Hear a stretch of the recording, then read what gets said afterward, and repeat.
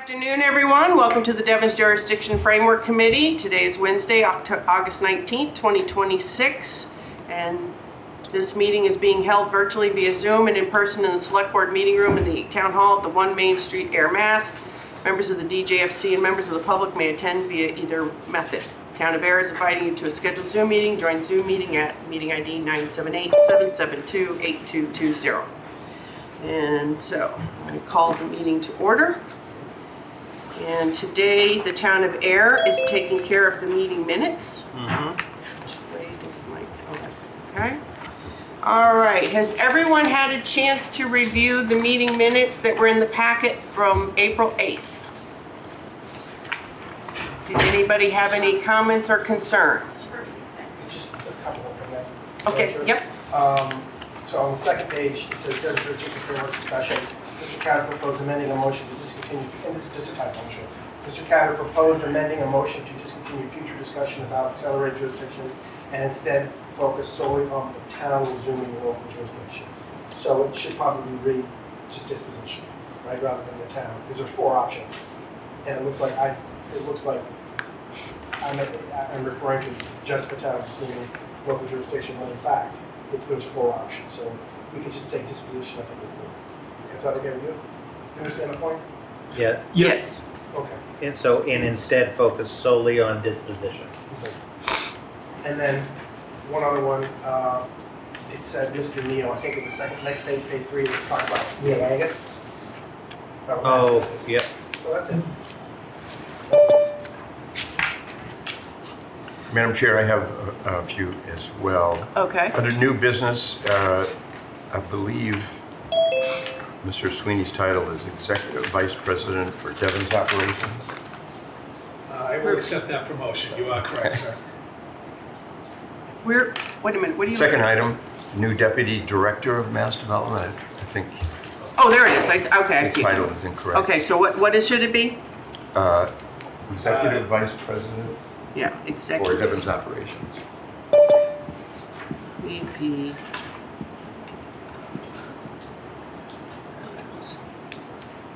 Operations.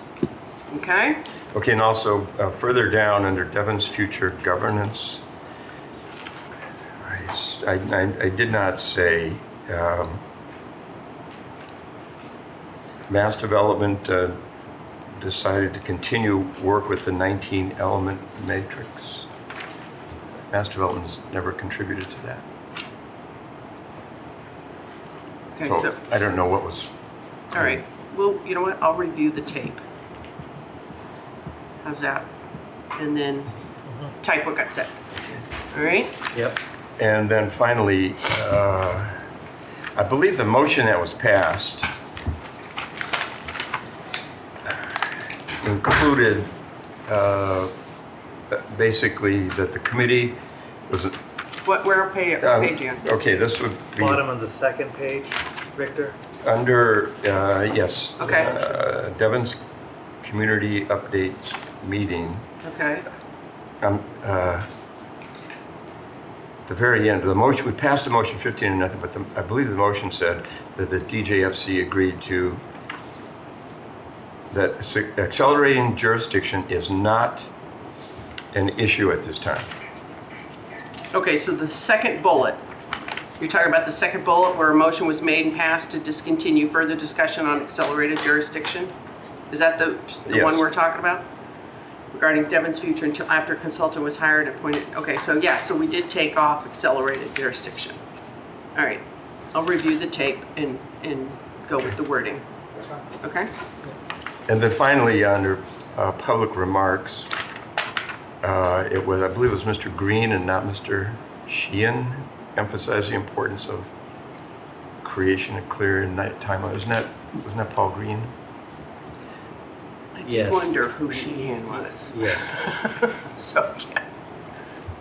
All right. Okay, that's all I have. Okay, so what I'm going to do is, I have a copy, okay? So I'll get all these updates, and I'll review the tape, and I'll send it to you for your perusal, and I'll put it on the agenda for formal approval on October, because we have a lot of little administrative things. And that's what happens when so many months have gone by. So, okay, so I'll get that all fixed up and have it on the agenda. Perfect. All right? Did we get the motion Yeah. number correct? Genesis moved 13? There's only 12 of us, I think, right? Yeah. Yeah, we're gonna It's just review the counting tape. everybody in the room, which includes. Yeah, I want to review the tape. Yeah. Yeah. Add to October agenda. Okay, all right. Anything else on that? All right, I will, like I said, I will get them reviewed. I will send you a copy so you can kind of peek over it with it all fresh in your head, but it'll be on for formal approval in October. All right? Okay, shareholder update, if any, on other than agenda items. Town of Air. Do we have anything, right? Oh, yes, thank you. She nodded and I gave me my, so last night, the select board approved the appointment of Katie Neville to be the alternate to this committee. She's on the Economic and Community Development Department. And so if Ray's not here, she can be here. And that way the town of Air is also represented. So I'd like to introduce you to Katie Neville, everyone. Welcome. Okay? All right. Anything else for the town of Air? Okay. Town of Harvard. So the Harvard Devens Jurisdiction Committee continues to work on its report to the Select Board on resuming jurisdiction. The next step involves input from all the department heads, and that's been initiated. And the goal is potentially to bring a warrant article to town meeting in the spring. That is yet to be determined. What would be the article? The article would be to see, it hasn't been finalized, but to see if the town is interested in resuming jurisdiction over Devens, subject to final terms and conditions. Interesting. Wouldn't that be, but point of view, wouldn't that be premature? Wouldn't it be better to get the report? Because, I mean, I'm just asking out of curiosity, I guess. As far as the consultant report, because then you're giving more info as to how this lays out? Or you just doing a temperature test of, hey, do you want it? I think that's part of it, but I think it's been Harvard's position for a long time that Mass Development should have been engaged in this process, and that serious work on that report should have been undertaken by now. And I think, just as a continuation of the comments that were made at our last meeting, there's a distinction between making a decision on permanent government and assuming jurisdiction, and that could be many years between the two. And so I think what the original charge to the Harvard Devens Committee would be to develop a plan for the resumption of jurisdiction. And the original charge assumed that there would be consultants involved. And that's really the genesis of this committee, because when that idea was brought to Mass Development in 2019,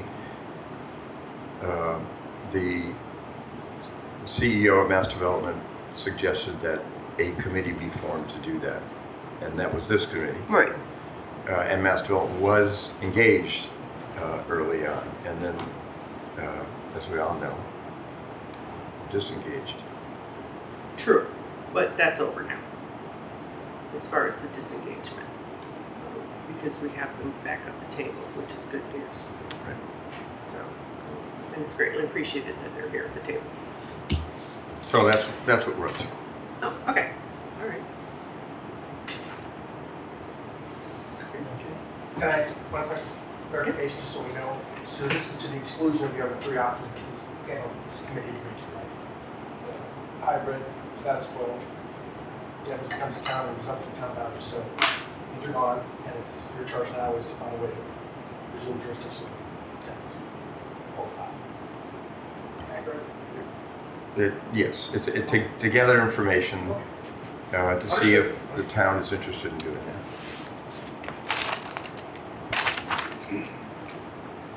All right. Anything else from Herbert? Okay. Town of Charlotte. No significant update. You got nothing? Nothing. Well, if he says no significant update implies that there is, but he doesn't think it's significant, so thus. I got you.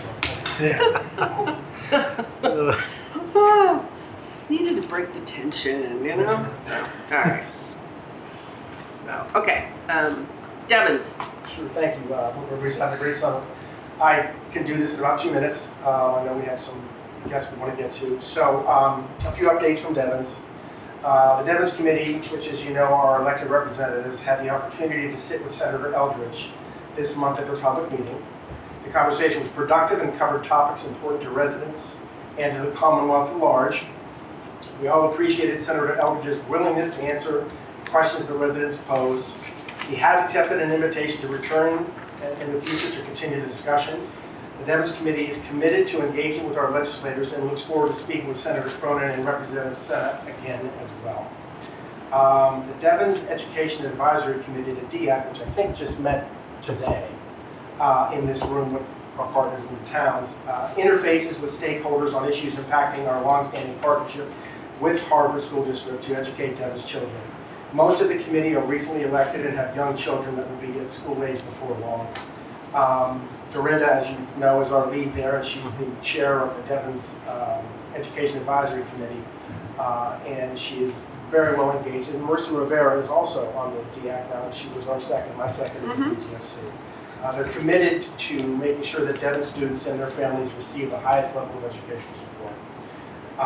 The Devens Connect team, which is a non-elected team of volunteers, continues its outreach and educational campaign to ensure residents are aware of the issues and developments that most impact their lives.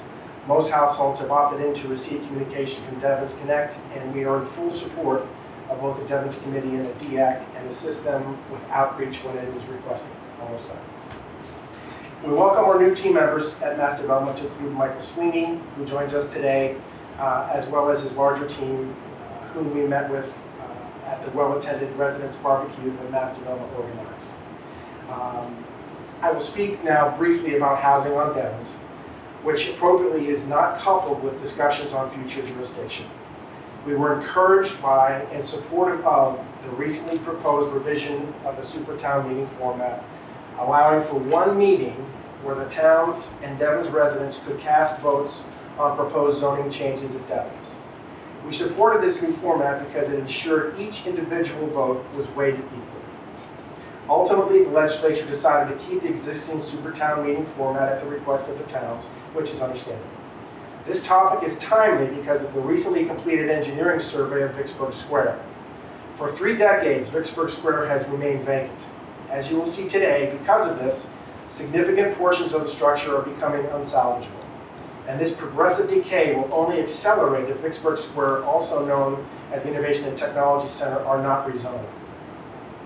Because of this decay, any mandated or prescriptive design restrictions are not appropriate and will act to discourage the creative and sustainable design innovation which is needed to restore Vicksburg Square.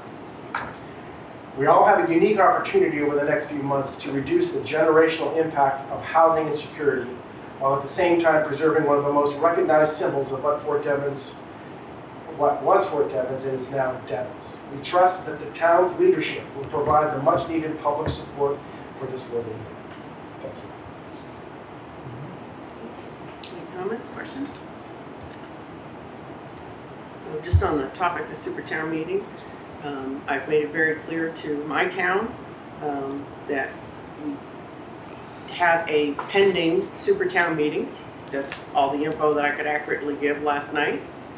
And that not to be discouraged because we have a very healthy relationship with Mass Development, and anything that goes in front of the Supertown meeting, there will be a proper public process to ensure that when everyone walks into the room, they're properly informed. So, and Mr. Sweeney knows I've been quite adamant about it when I've talked about it. It has to be done in a certain way for the town of Bear to be able to absorb it, so that was just my bounce off of the super town meeting conversation. Anybody else? Okay. All right, Deck. Thank you, Madam Chair. I won't go into any detail on the school needs assessment. Robert's going to get into that, but we will be participating in those discussions as well. Just a couple of items. I didn't want to steal Michael's thunder if he's going to talk about it during I have no thunder. You say your whatever you want. update. Are you going to talk about the 46 units? No. No? Okay. Finally, we are excited to announce that in partnership with Mass Development, some of the housing that we previously permitted is now taking off. 46-unit multifamily apartment building on Grant Road through the security of Mass Development and their funding has restarted. So that hole in the ground will soon be no longer. So we're excited to see in the next 12 to 18 months 46 new mixed income affordable rental units on Grant Road.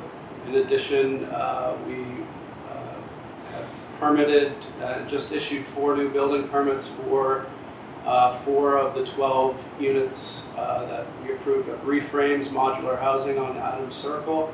So we will see additional residential development happening very soon in Devens in the existing currently zoned residential areas.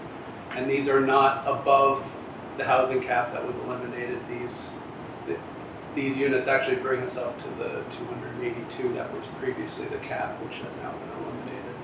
So some positive news there on the housing front. And just as from a shameless marketing plug, Devens is hosting a farmers market on August 25th. We do it every other week in the summer, but August 25th is going to be a little bit bigger. One, we're partnering with Grow Native to do a native plant sale, in addition to partnership with Dick's Market Garden out of Lunenburg, who is our farmers market vendor.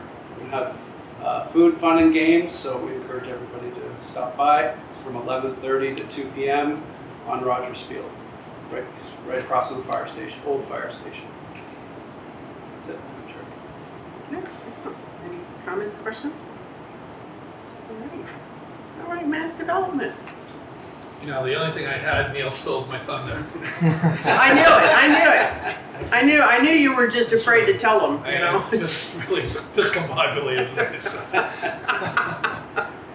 Well, we have an update later on, obviously, that 2 members of our real estate team, including our executive vice president for real estate, Sandy Silk, is going to give you all an update on the assessment that was done concerning Vicksburg Square, so we'll save time for that.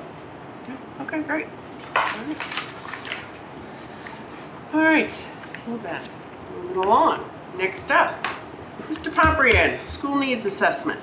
Yes, Madam Chair, thank you. In the interest of time, I will be brief. I wanted to just remind everyone that the school needs assessment study is coming out of the housing grant, as you'll recall, is up to $80,000 to study the school needs assessment. The representatives on that working group, all of the stakeholders are covered, from Harvard, Don Dunbar and Superintendent of Schools Lab. From AIR, myself and Dr. Render, the Superintendent of Schools for AIR Shirley. Brian Sawyer from Shirley, and of course Dr. Render, we share a superintendent. From the DEC, Neil Angus. From the Devens, Dorinda Brady from the Education Advisory Committee representing Devens. And from Mass Development, Michael Sweeney representing us. So it's been a busy summer. We went out to bid, we issued the RFP, and for the study, and we actually, and I do want to thank Brian Sawyer from Shirley, who took on all of the procurement responsibilities for that RFP. I greatly appreciate it. And we received 1 respondent. that we just opened a firm called MGT. We met today, the working group met, and in terms of next steps, we are going to check all of the references provided. We are putting together a series of questions, further questions and concerns for the company, and then we're going to do an interview. So we were hoping that there would be more respondents. It happens sometimes you get one. Initially everything checks out, but of course we want to do all of our due diligence, and it was unanimously decided that obviously at the end of all of our due diligence, if this is not the right fit or the firm to meet the goals for this study, then we'll look at going back out. So we will continue to keep you updated on that. We had an aggressive goal of starting this on September 1st. Again, that was aggressive and that was summer hopes. But I think we'll be in a position by the beginning of October to move forward if everything checks out. Yes. Can I ask a question? Is there any time restriction on the funds, utilization of the funds? And if so, is there, I don't know, is there any way to extend that? Or, Yeah, so we have a pretty generous timeline on the funding. It has to all be expended by, somebody help, I can get to the date. And the scope of the study, even with, I'll call it a delay starting in October, we have we're in good shape. But fair question. Anybody else? But not in danger, Pardon? Robert, not in danger, but the funding expenditure. Right. I mean, that's the real thing. There's no concern about it being utilized. Yep. Okay. All right. Moving along then. On the metrics 8 updates, could you get to, Oh, yes. are you at the packet? Yep, I sure am. Okay. Now, so on these matrix updates, what we're doing is we're looking at the comparisons. How does everybody want to talk to them? Do you want to do it the way we used to do it and Eric's just going to say here's where we all agree? Do you just, is this working? I asked this the last time, but now this is the second set. Is this working? I know that Devens has a concern about this because obviously they're not going to have anything in common in trying to become their own town. But they can utilize it as a tool. But is this working in how we hoped it was gonna work? Comments, questions, concerns? Madam Chair, I'll go first. I do think that the overall matrix project since it started has been a positive one because it has made all of the stakeholders focus on specific key elements of Devens or the future of Devens, and then it has allowed us now at this phase to sort of put them side by side and to see where there are potential relationships or potential similarities or differences, and yes, in some cases on some stakeholders based on how things are right now may not necessarily have a criteria. So I think overall, I think it has been a worthwhile project to this point. And I know we're at the point of trying to now synthesize it like side by side, as they say.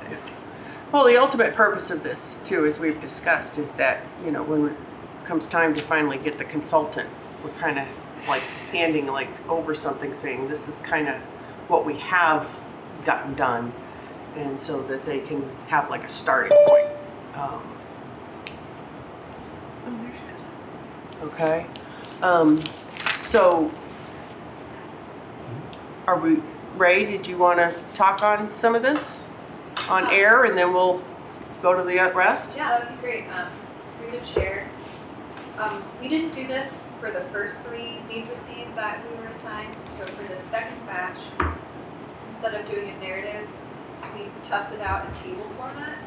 And I would say that I think something that could be helpful if the committee would be open to this as, last time we kind of went through what we initially submitted for some of the communities, and I think there'll be communities today that have submitted the first batch for us to consider.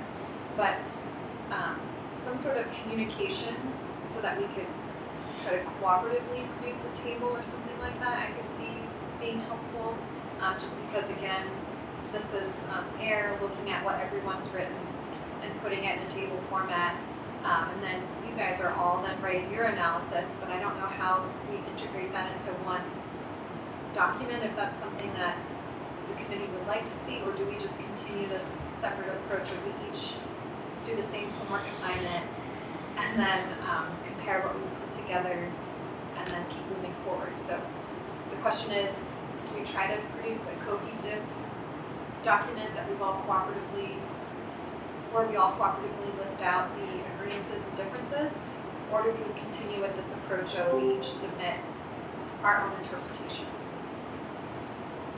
How does everyone feel about that? I think it would make sense if it was more uniform. I think just because we started, I think we each took our own approach. But now that we've gone through kind of 2 meetings worth of the exercises, if we wanted to agree upon an actual something more merging them, that might be helpful. Okay.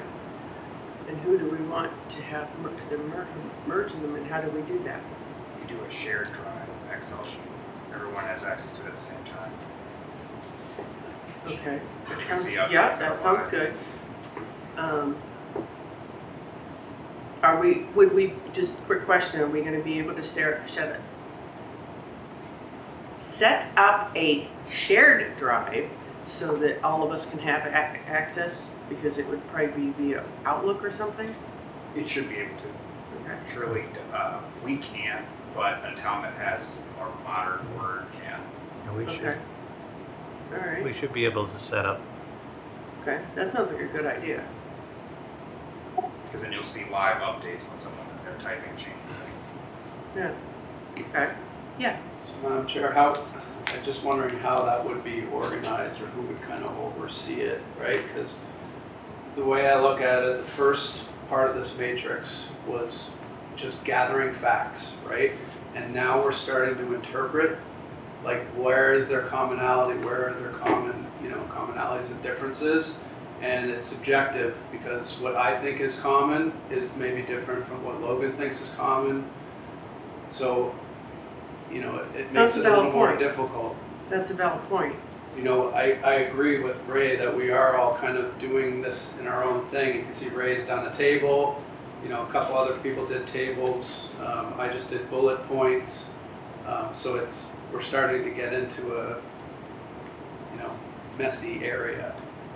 Okay, so if we all, at least, I'm thinking out loud, so if we all at least had a shared drive where we all had the same format and we're adding our info, is there a mechanism within Excel to then, we'd have to use AI. We'd need AI to help,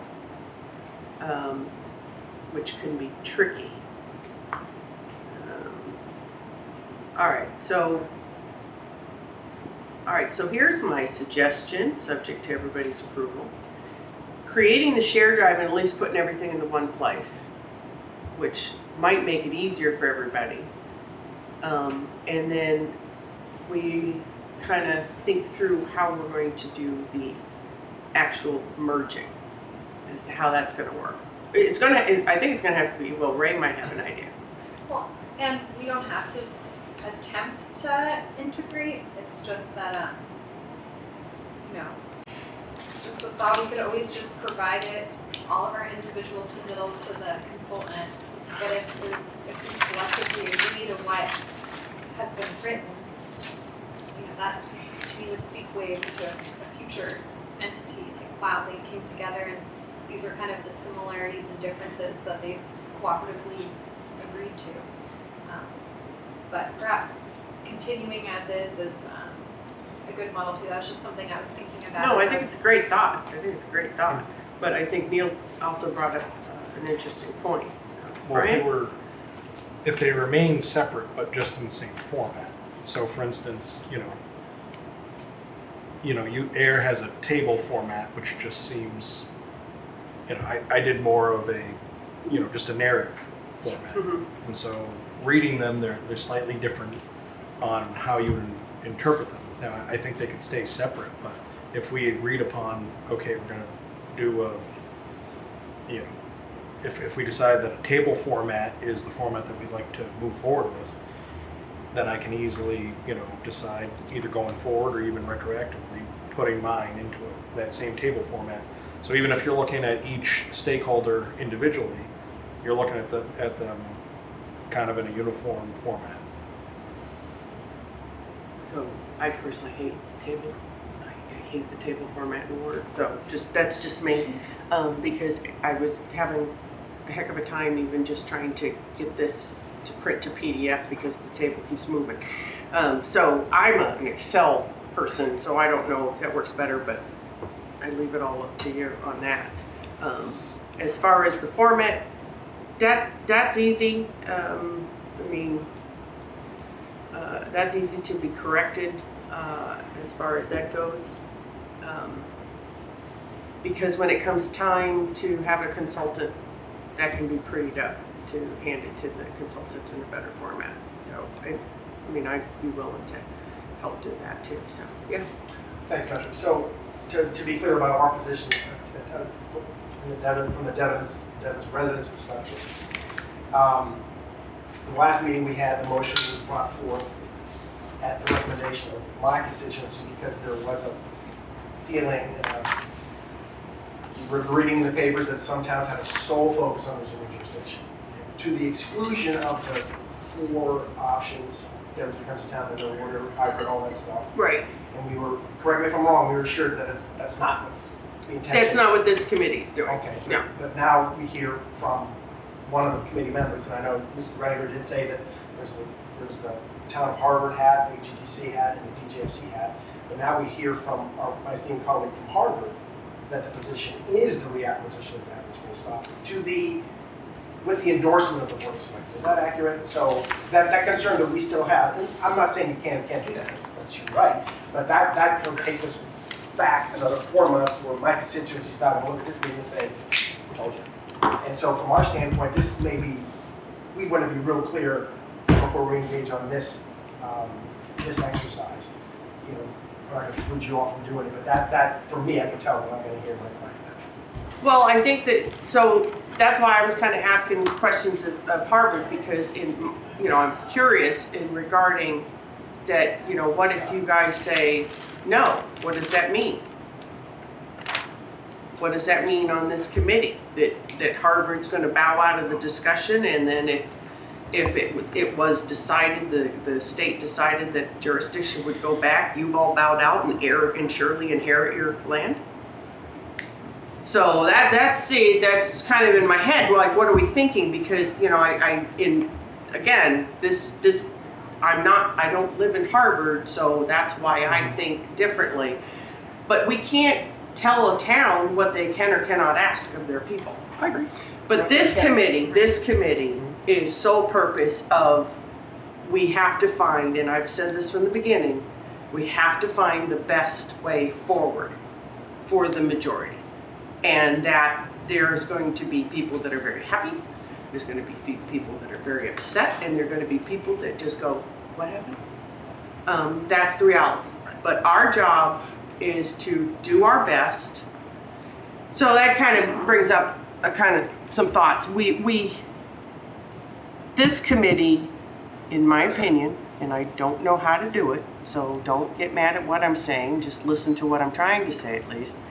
This committee has got to just focus on what is the future in 2030, 2032. Okay, how do we gather the information that is needed for the consultant to be able to look at all the data And by that, come up with the best recommendation. In my opinion, that means all of us have to dump whatever idea we want to happen and just go whatever happens. So if the sole function is it has to be this answer and this answer only, this conversation doesn't work. If the thought process has to be, we have to do our best to look at all avenues and then come up with the best solution for the whole. No matter what the decision is, and I've said this before, we're all still going to be neighbors. And we're all going to still have to work with one another and do agreements with one another. So what we have to do, in my opinion, all of us, have to dump whatever preconceived idea we have, come in with that part of our brain being empty, and start from scratch. And I want to be cognizant of the master balance time as well. But I hear what you're saying. All right. Now, how do we achieve that? Don't know. Yes, Neil. Might I suggest we think about maybe setting up a brief subcommittee to figure I out. love your subcommittees. We did it to create the matrix. Yeah. No, it works. It works. And it worked. Instead of us kind of trying to figure this out around the table, set up a subcommittee of representatives from, each of the stakeholders, and look at figuring out the best way to organize this information and bring it back to the committee at the next meeting. I like Ray's got some great ideas. Let's brainstorm with those and ways to combine everything together and present it at the next meeting.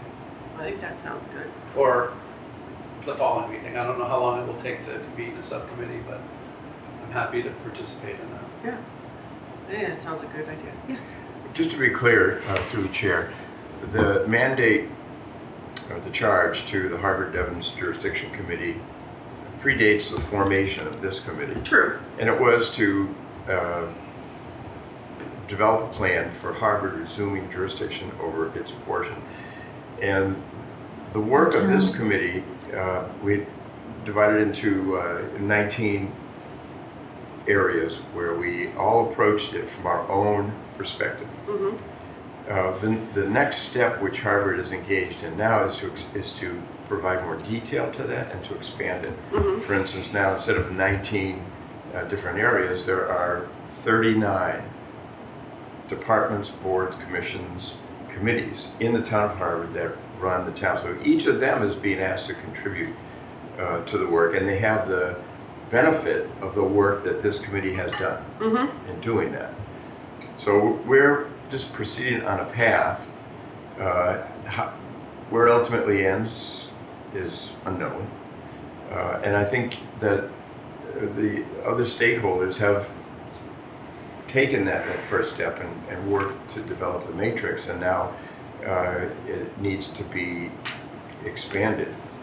I think Neil's suggestion is a good one. I think part of the success of the matrix was that it was a clear statement of purpose before any of us began to do any work, and I think that would be very beneficial now. But it's not the intent of Harvard to interfere with the work of this committee, but we're just moving along a path that was set in motion in 2000.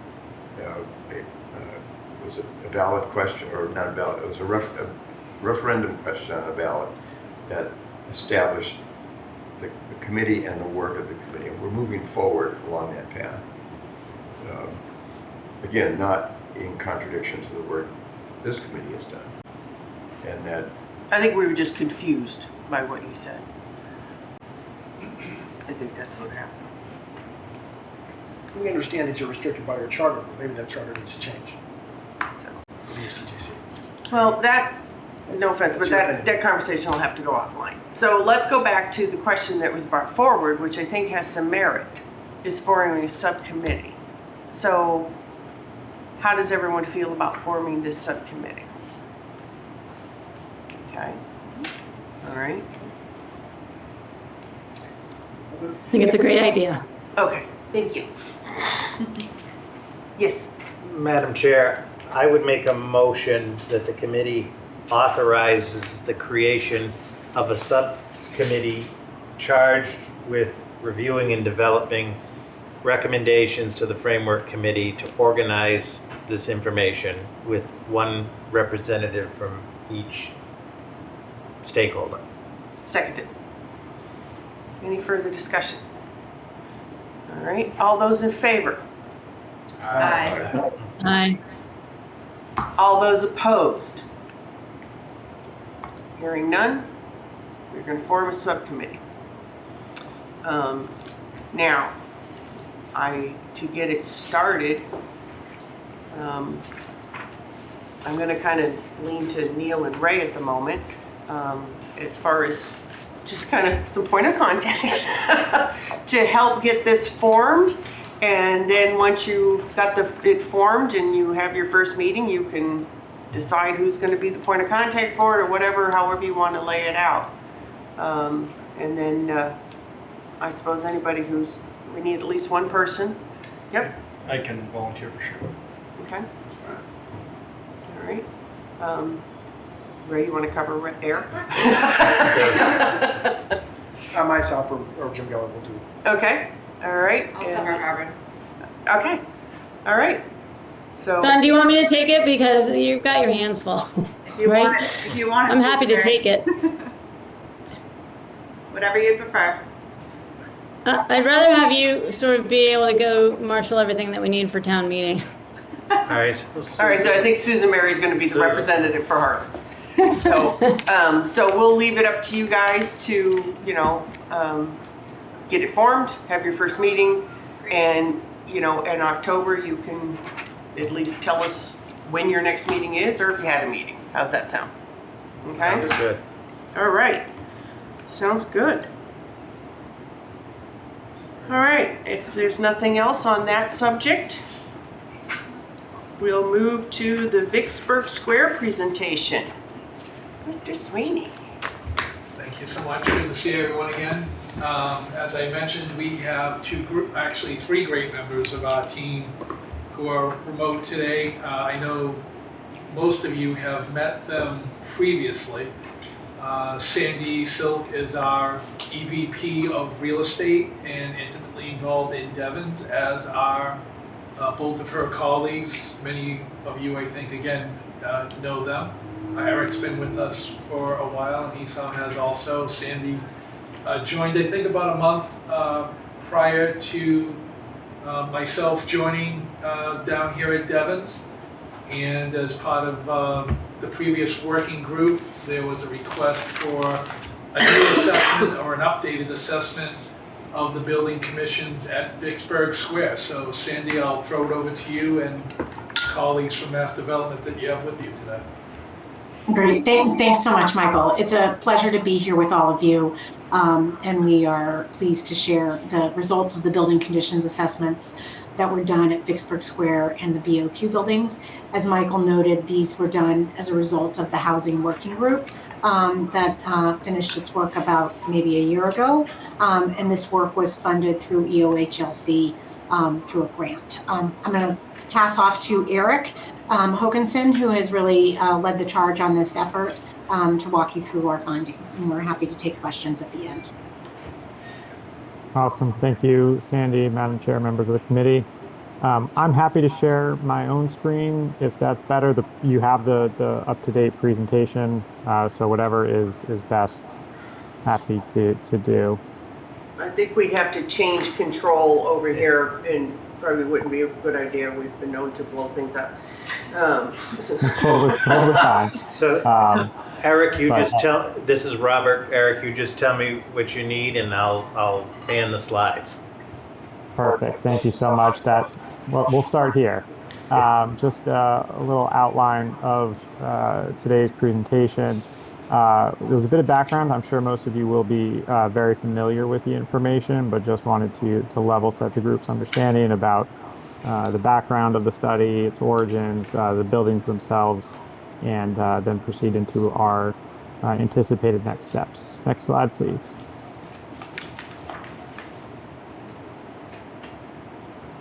So, as many of you are aware, the Innovation and Technology Center zoning district, which is the salmon-ish area around Rogers Field in the zoning map there, comprises about 90 acres in total, with allowed uses of office, incubator, light industrial, R&D, civic and municipal, cultural, and academic.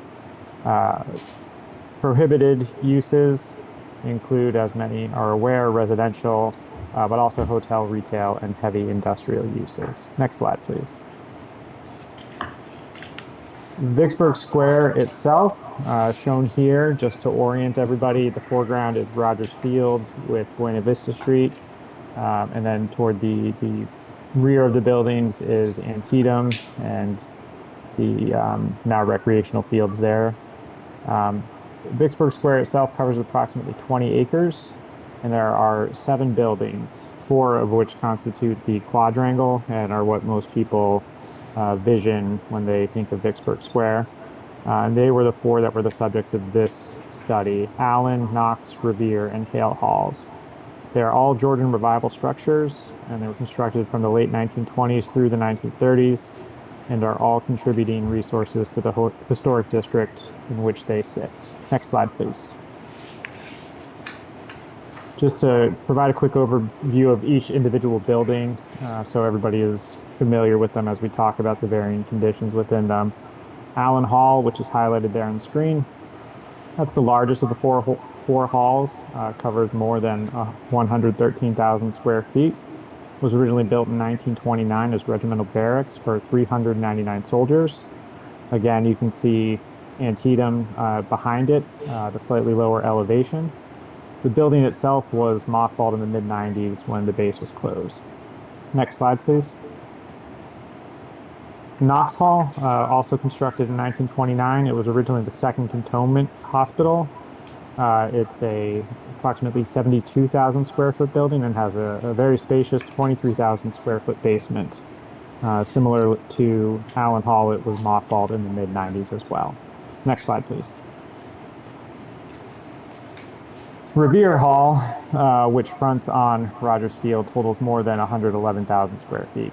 That building was originally built in 1929 as housing for 250 soldiers, and is the most recently used structure of the 4 halls. It was office space for mass development and a few others until 2005, after which it was also mothballed. Next slide, please.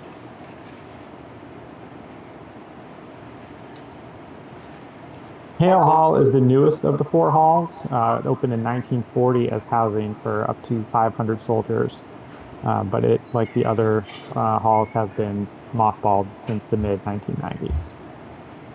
Next slide, please. The pictures for the buildings on Sherman Avenue are not as pretty, but hopefully will be just as informative.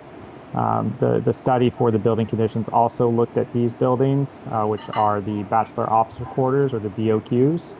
There are 3 of those closest to the intersection on Sherman Ave.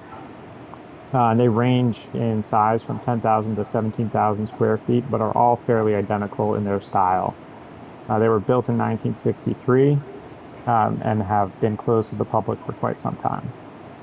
Down the hill a little bit is Washington Hall, which is a 3-story dormitory-style residential building. So those have shared restrooms and kitchenettes.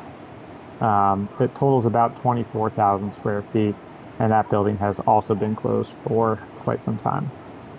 Together, the 4 buildings there cover about 4.5 acres. Next slide, please. A little primer on the Housing Working Group, which is part of the genesis of this study. So that group was convened in 2025 to consider ways to encourage new housing development in Devens, including the potential rezoning of the Innovation and Technology Center zoning district.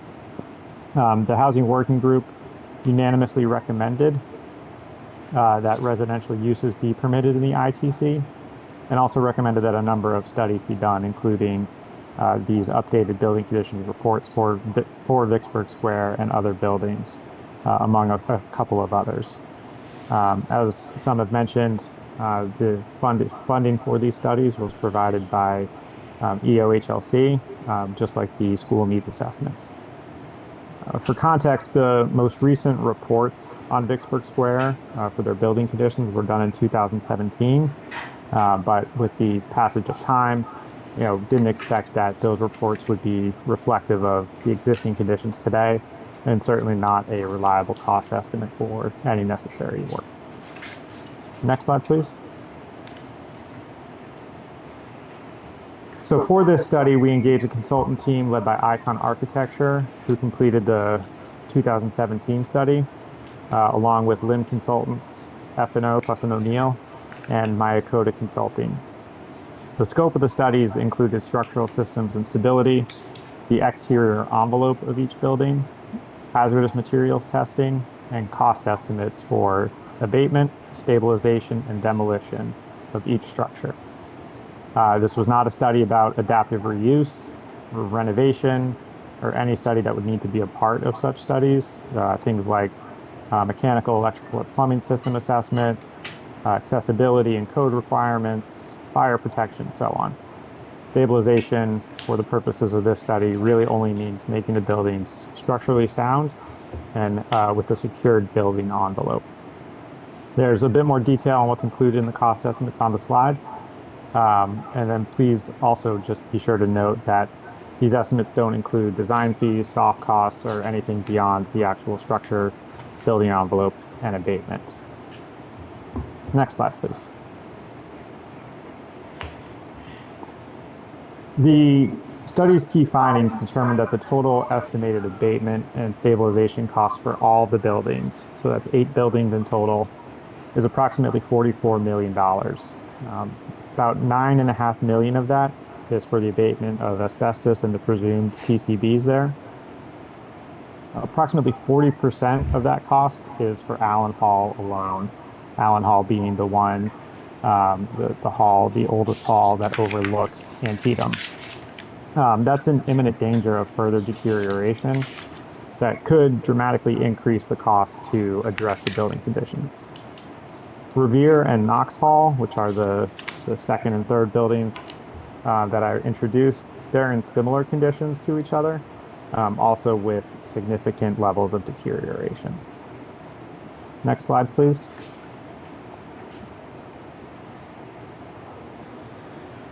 Hale Hall is in the best condition of the 4 quadrangle buildings, which is not necessarily a surprise given its relative age.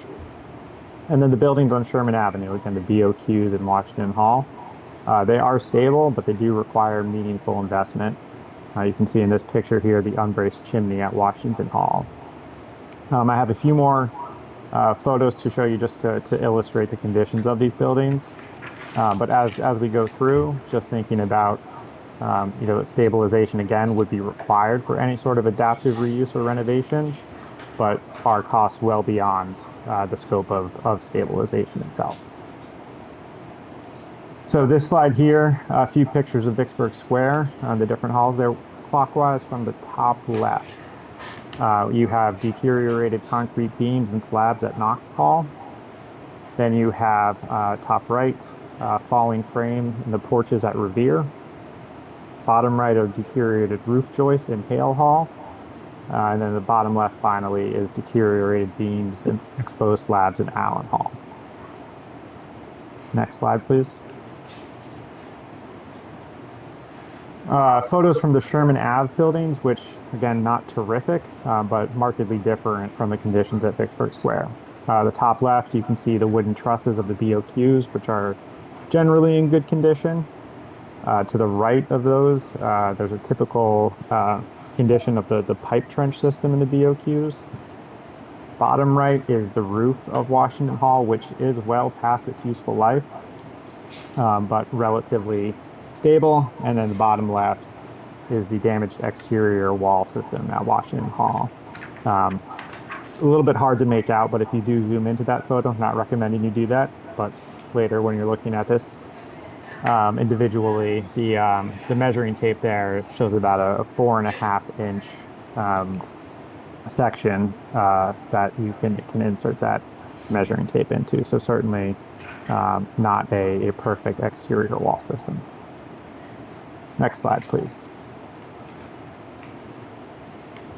This is a summary table of the costs for abatement, demolition, and stabilization. I won't go through cell by cell, but do want to note that the demolition and stabilization costs include abatement, which is necessary for either scenario, whether the buildings are demolished or stabilized, abatement will be required. Here you can see that the Allen Hall cost amount, that 40% of the total cost, is really quite a significant sum by itself as well. Next slide, please.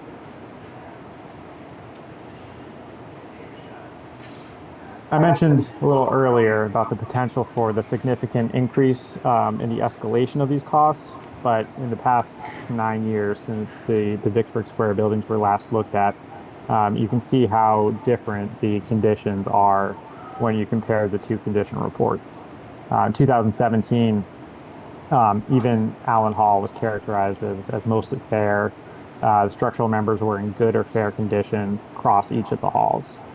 At the time, the estimated cost of stabilization was just 8.9 million, as opposed to over 31 million today. And that's not just driven by inflation, but again, the significant deterioration across these buildings. We expect that these increases, which again are over 3.5 times, will only increase with the passage of time and at potentially higher rates as well. Next slide, please. So in terms of our next steps, we're continuing to restrict public access to these structures, securing and monitoring them as we have for the past few years. And that's just to mitigate risk to the public, first responders, contractors, and others. We are about to finalize the report. Expect to have that finalized in the next few weeks. Not expecting there to be any changes to the findings. It's possible the numbers will have only increased, but again, the findings are what they will be. At the same time, we're identifying funding sources for abatement and other safety measures in the hopes of reducing future costs. And then also welcoming questions from the public about the report itself, and also what their hopes for the buildings are, priorities for them, and any concerns that people may have. The final slide, we are here, happy to answer questions, but if you would also like to have follow-up questions, you can send them via email to Kelsey, our Director of Communications, who's happy to route them as appropriate. Thank you very much. Does anybody have any questions?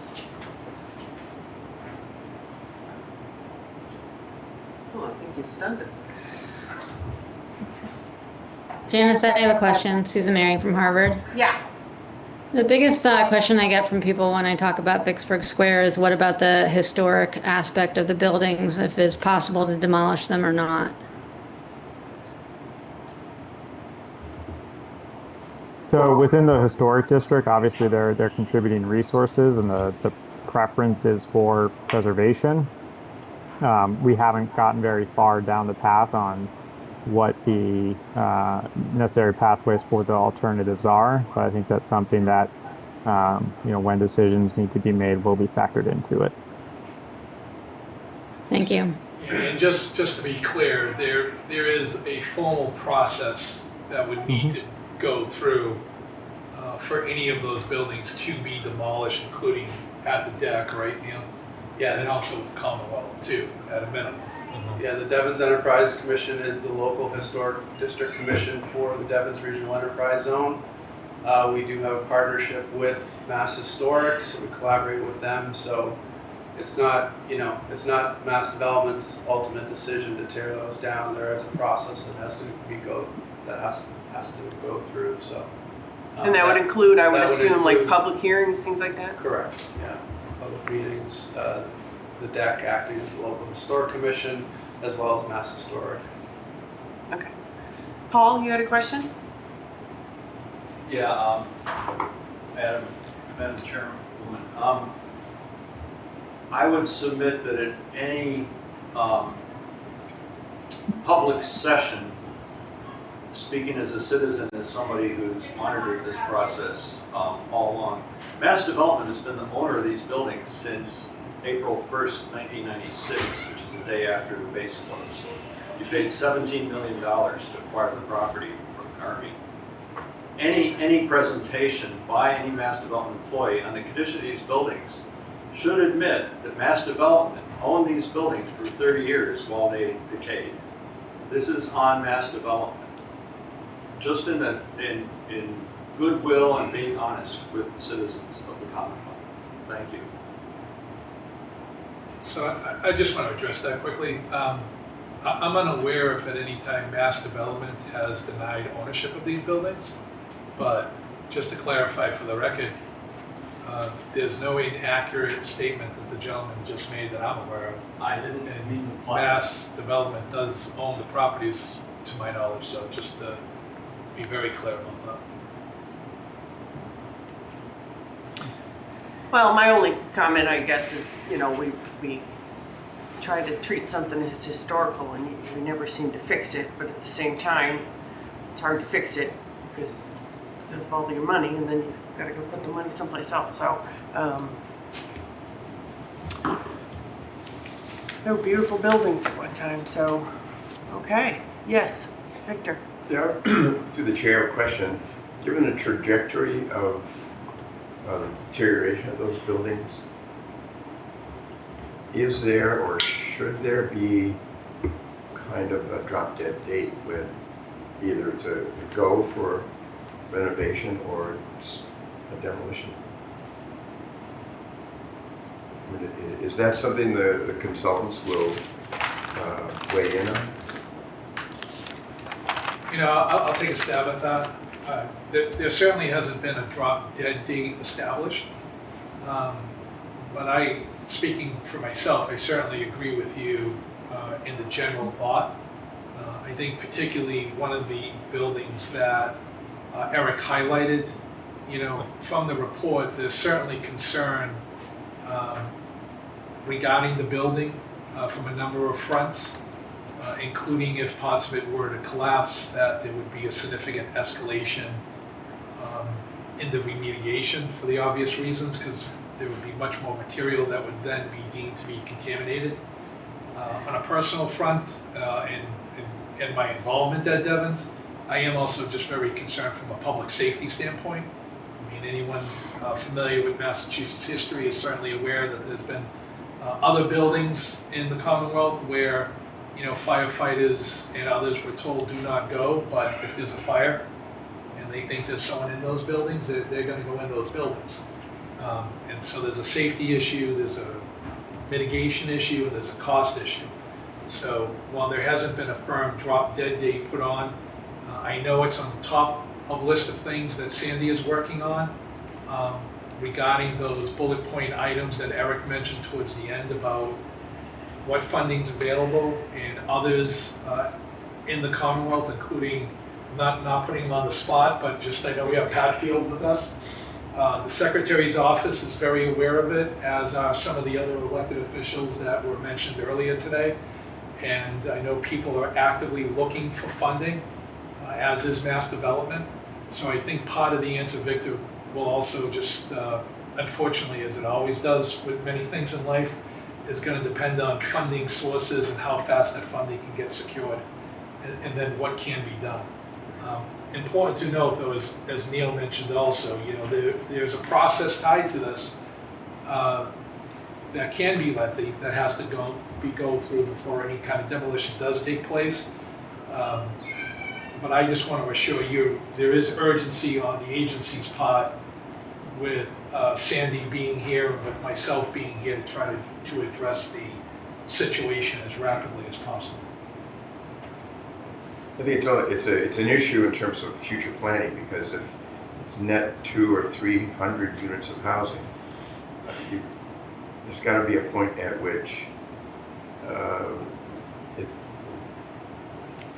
there's a way to calculate the future cost of providing education in particular. think, if I may, Madam Chair, you know, the Devens Enterprise Commission, as the local historic district commission, has made it clear that, you know, these are iconic buildings of, you know, historic buildings of Fort Devens. And, you know, a decision to whether to demo or preserve will not be taken lightly or easily. I think Mass Development understands and respects that as well too, as you know, these, you know, Vicksburg Square, Rogers Field were the cornerstone of the Army's headquarters for many years. So it's not a simple decision and not one that will be taken lightly either way. So our goal would be to preserve as much as possible, you know, given the historic character and nature of those buildings. But, you know, reality is reality and economics are economics. Right. I just had a comment. Yeah. Personally. What? As a lover of historical things in general, I find it sad we've gotten to this point. And you lose beautiful buildings like this all the time to just delay, or not funding, or not really. It's kind of the back of your mind, but nothing that's top priority. And I think, and I hope that we can all work together to resolve this and save as much of it as we can. I agree. Because someday you're going to look back and you're going to say, we had all these beautiful buildings, we demolished them, and now we just have no character. It's all gone. Yeah. So I agree. I just hope we keep that in mind. Yep. All right. Anything else?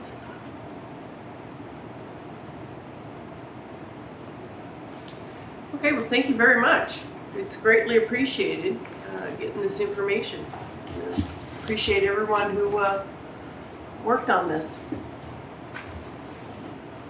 Thank Thank you. you, Oh, Sarah. I'm sorry, we gotta, wait a minute, hold on. Is that right? Yes, and I'm sorry, I forgot your name. Pat Field, Pat Field. Secretary with the Commonwealth Office of Economic Development, has been very involved with Devens since you came on. Yep. And been very helpful, and has a long history of being helpful to municipalities and environmental matters also. Thank you. I want to just, I think to the gentleman's totally fair comment, I want to just put MassDev in context of the Commonwealth. So it's not just all MassDev's fault, quote unquote, because MassDev, like any other entity within the state, even though it's quasi, it's still an entity, it has to compete for capital dollars with everybody else. Right. And there's a constant set of choices made each month, each year, each administration, each decade. And so sometimes the choices are created good ways and sometimes created bad ways. And so it's not just MassDev not being able to do its job. MassDev has to compete with the other entities for those things. And unfortunately, having done a job a lot in 6 months, there's a lot of state property, as you know, we have a lot of surplus property and a lot of beautiful buildings that are in various stages of disrepair. And that is not ideal in anybody's preference. And so one thing I hope we can all work with you on is, you know, all 4 buildings, we hope to find some money this year if we can, to do some of the just trying to abatement and showing up to public safety and preserve what we can. And then ultimately, as we think about the longer term planning, if we can build it for Vicksburg Square with the bulk zoning as well, is to really think about is can we preserve all of it? Can we preserve that's the better condition? There's lots of interesting readaptive reuses that can happen, and sometimes choices you have to make it in that. Thank you. This is why I love bringing Pat to meetings with me, because even He when I can try come to back. take the blame, he He will, can come back. He will He take was- something away from me. So, He was so articulate, he can come back. Absolutely. At least until next time. We're gonna get you in the meetings. All right, okay, well, thank you again. Very good info, sad. But it's nice to finally get a good look at what's going on, so. All right, so, anyone here for oh, I got 2 people, wait a minute, she goes first. Oh, I go first. Yeah, because Okay. it's Paul usually talks. Oh, all right. If you can just kind of stand up a little bit so that the microphone up there can hear you. I'm plenty loud, but. Okay.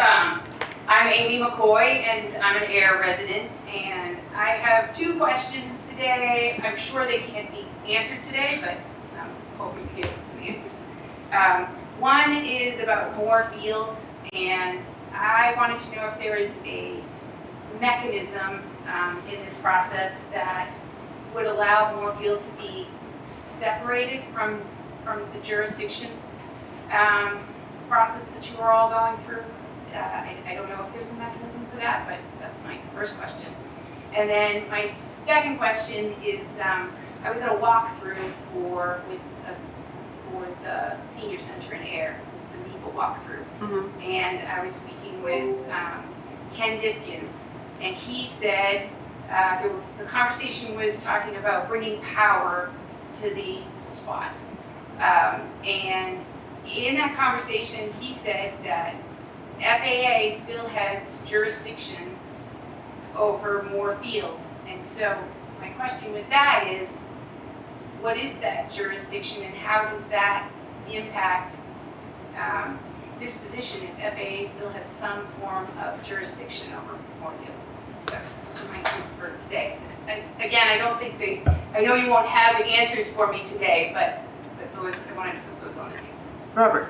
Madam Chair, I'll work with Michael to get that information for you, Amy. Okay, great. Okay? Yes, perfect. Thank you. Okay. All right. Paul. Yeah, thank you, Madam Chair. Paul Green, Harvard, member of the Harvard Devens Jurisdiction Committee and its predecessor committee. There's been some confusion in the citizenry of Devens over the Supertown meeting process, I believe, as seen in the debate over whether the legislators should or should not change the way Supertown meeting works. There was a statement made that the process had been tried 4 times and 4 times it had failed. I wrote an op-ed piece for the Harvard paper debunking that. And I would like to share copies of it with people if any of you don't have subscriptions to the Harvard Press.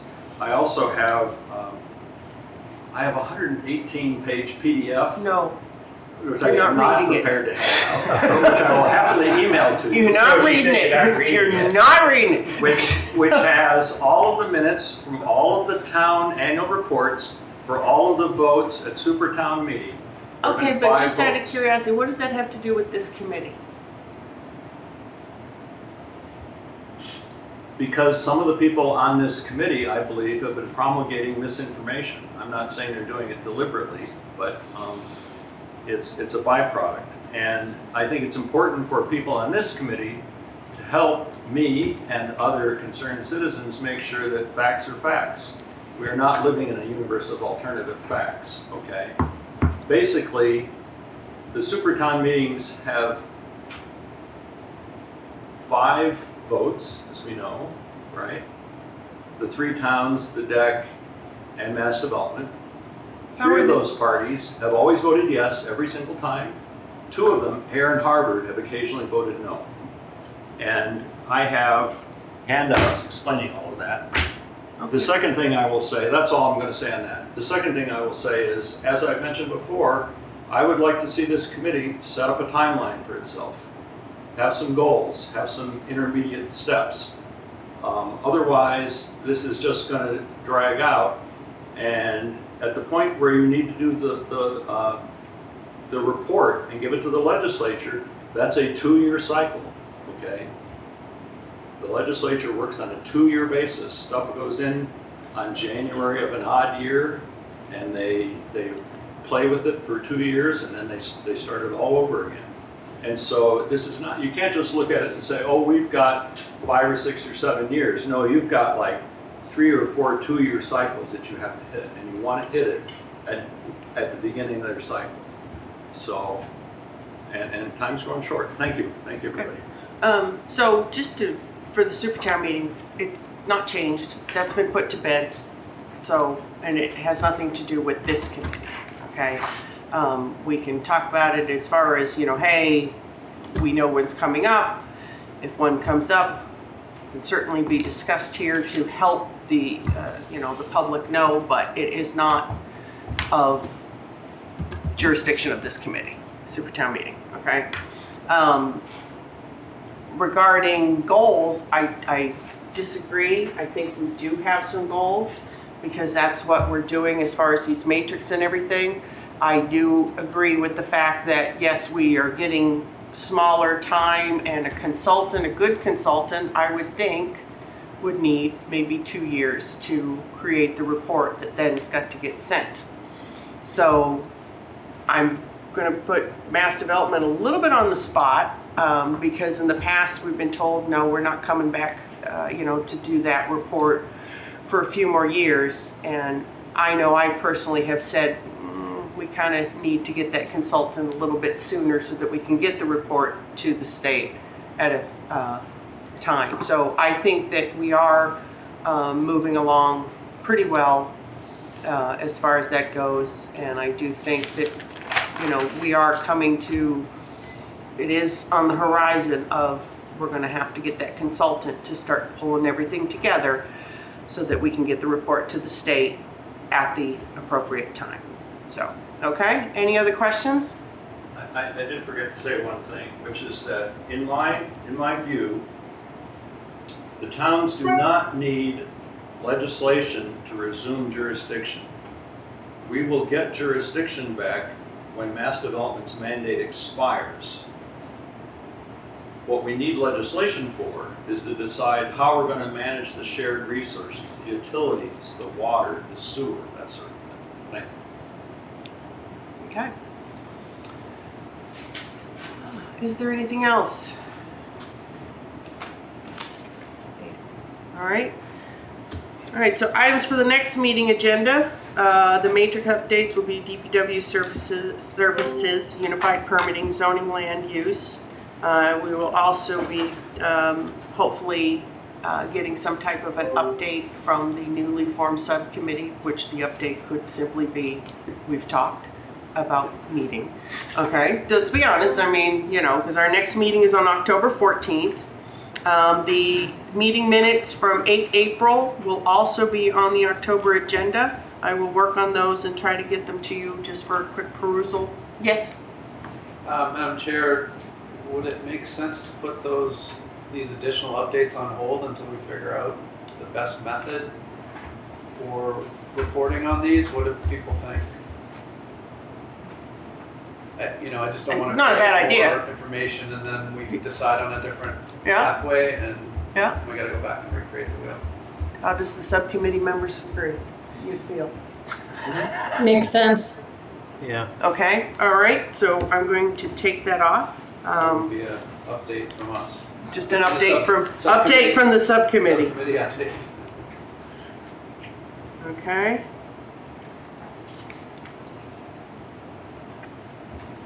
And have I missed anything for the agenda for next month, for next October? Yes. We'll have another school needs assessment Another update. school needs update, okay.